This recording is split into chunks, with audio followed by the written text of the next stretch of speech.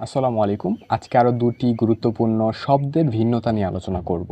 আজকের এই ভিডিওতে আমরা দুটি শব্দ ভিন্নতা নিয়ে আলোচনা করব।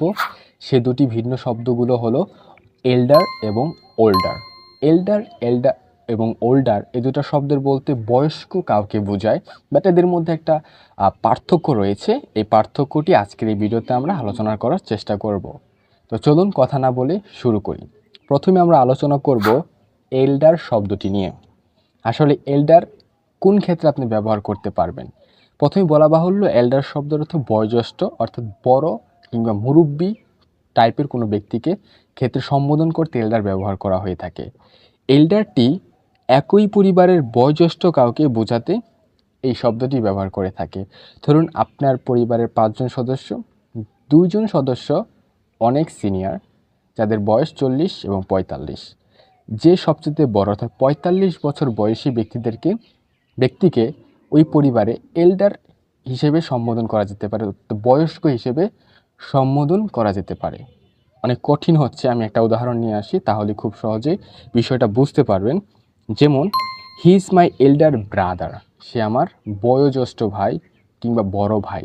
যে তার আরও অন্যান্য ভাই থাকতে পারে, কিন্তু তার ভাইয়েরদের মধ্যে সে সবচাইতে বড়, অর্থাৎ he is my elder brother, মানে সে হলো আমার সবচাইতে বড় ভাই, অর্থাৎ ভাইদের মধ্যে সবচাইতে বড়।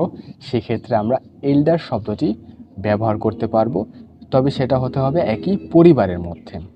আর ওল্ডার শব্দটি সাধারণত ব্যবহার করা হয়ে থাকে তুলনামূলকভাবে বড় কাউকে, অর্থাৎ তুলনামূলকভাবে এটা আসলে পরিবারের মধ্যে সীমাবদ্ধ না, এটা একটা সমাজের মধ্যে থাকতে পারে, আপনার আশেপাশে মানুষের মধ্যে যে সবচেয়ে বড়, এরকম তুলনামূলক বড় কাউকে সম্বোধন করতে, বয়োজ্যেষ্ঠ অর্থ প্রকাশ করতে ওল্ডার শব্দটি ব্যবহার হয়ে থাকে। যেমন, আবির ইজ ওল্ডার দেন আশরাফ, যে আবির আশরাফের চেয়ে বয়োজ্যেষ্ঠ কিংবা বড়, অর্থাৎ আবির এবং আফসার অর্থাৎ আশরাফ, তারা দুজন একই সমাজে বসবাস করে কিংবা আশেপাশে বসবাস করে। তাদের মধ্যে আশরাফের চেয়ে আবির তুলনামূলক বড়, সেই ক্ষেত্রে আমরা ওল্ডার ব্যবহার করতে পারি। অর্থাৎ এক কথা যদি বলি, কোনো পরিবারের মধ্যে যদি কেউই বয়োজ্যেষ্ঠ হয়ে থাকে, সে অর্থ প্রকাশ করতে আমরা এল্ডার ব্যবহার করতে পারি।